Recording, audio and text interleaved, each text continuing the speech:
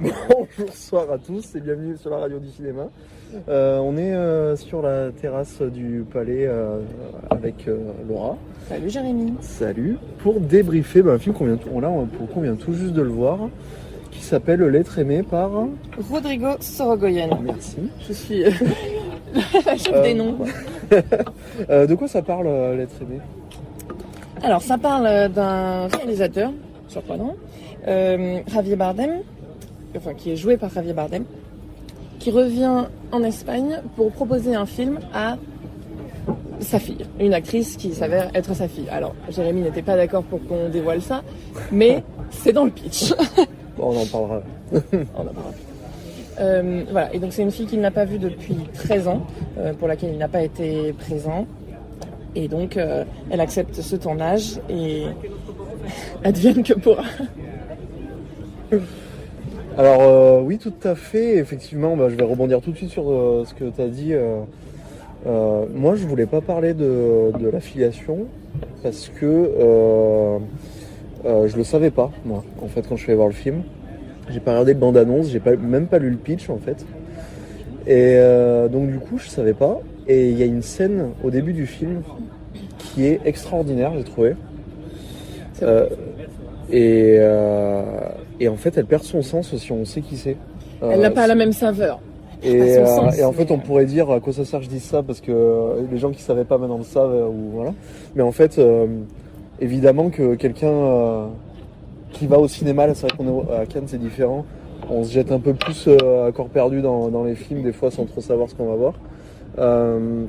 Quand on va au cinéma et qu'on dépense des sous et tout. En général, on regarde avant. En général, on regarde un peu de quoi il s'agit et du coup, vous l'auriez su, quoi. Mais la scène est assez puissante quand on sait pas qu'il s'agit de sa fille. Essayez de le voir de ce regard-là. Essayez d'oublier ce qu'on vient de vous dire. D'oublier que c'est sa fille et de se demander qui c'est qui est en face. Parce que je trouvais que c'est bien fichu à ce niveau-là. Oui, c'est vrai que ça perd un peu de valeur. Et on rentre déjà du coup dans le vif du sujet pour moi, qui est la maîtrise absolue de Sorogoyen de la cinématographie, des dialogues, du cadrage sur les visages. Il va chercher les émotions évidemment, mais aussi les non-dits et tout ce qui transpire des acteurs avec un talent fou, quoi. Puis on a un vrai exercice de mise en scène qui fait que on sort des chemins où on a des films d'auteur un peu mous, un peu vieillots, qui c'est ce que je dis souvent, hein, qui finalement qui laisse entendre que le cinéma d'auteur c'est un truc d'intellectuel et que c'est pénible et qu'on s'ennuie et que c'est nunuche ou voilà. Là on a vraiment quelque chose qu'on retrouve pas dans le cinéma d'habitude, et c'est notamment, tu sais, tous les passages où ça passe en noir et blanc, oui. Et même les changements de cadre, changements de format, parce que finalement le film il est en scope. Donc scope c'est le format panoramique, et il y a des moments où on passe en 4/3, il y a des moments où on passe avec un filtre style presque VHS là, tout moche, caméscope là. Ça passe en noir et blanc et tout, donc le noir et blanc c'est celui qu'on retrouve le plus. Moi franchement j'ai passé tout le long du film à me demander pourquoi. Qu'est-ce que ça veut dire en fait? C'est vrai, parce qu'il n'y a pas une réelle logique. Alors il y a une logique quand c'est les plans du film. Ouais. Ça on l'identifie bien, mais moi j'en ai trouvé une pour moi. Ah bah alors, moi je trouve que c'est là où ils sont le plus vrais les gens. Et parallèlement à ça, c'est là où ils sont le plus honteux. Oui, ils sont à nu, quoi. Ouais, ils sont à nu et en fait, vu que ça joue... le film traite de la relation entre un père et sa fille qui n'a que peu connu finalement. Et donc du coup, elle a beaucoup souffert de son absence. Et ça joue beaucoup quand même sur les moments où il y en a un qui va plutôt être la personne blessée de cette interaction, plutôt que ou le réalisateur, ou l'acteur, ou l'employé, ou le collègue de travail, ou je sais pas trop. Oui, c'est le moment où ils sont édulcorés en fait, ou alors vidés de tout artifice, ou privés de tout artifice, et où ils peuvent vraiment se dévoiler. Et c'est vraiment chouette, je trouve. C'est une audace, hein, parce que si c'est fait n'importe comment, on pourrait se dire le mec il prend des produits et puis il en roue libre, quoi. Alors que là, c'est vraiment, c'est toujours posé.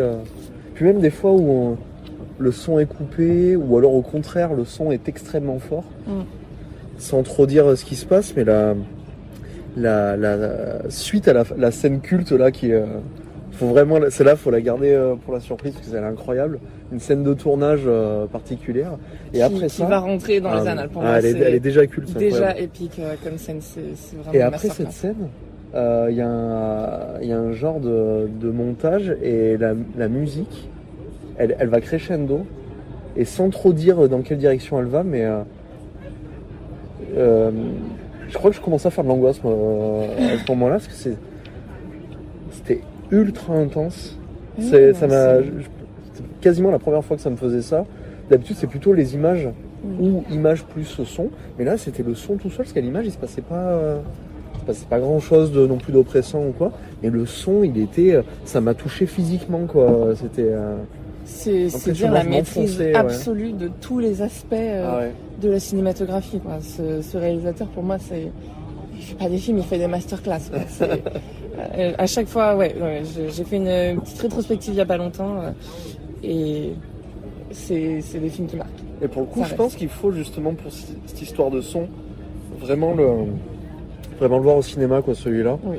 De toute façon, on encourage toujours à aller voir au cinéma, soutenir l'industrie et vivre les films dans les meilleures conditions, on va dire. Mais il y en a certains où si on les voit pas au cinéma, par exemple, moi, je reste bloqué sur le fait qu'Interstellar, je l'ai pas vu au cinéma. Ouais. Pire, je l'ai découvert sur un écran d'ordinateur portable. Et je pense que je suis passé à côté de 75% du film. C'est pas la même expérience. Et là, pour le coup, je pense que alors, c'est pas la même dimension, mais malgré tout, faut le voir au cinéma. Ouais. Absolument. Bon, on a fait un peu le tour pour donner peut-être, on espère, envie d'aller le découvrir. L'être aimé. De Rodrigo Sorogoyen. Merci à tous et puis on se retrouve pour un prochain film vu à Cannes.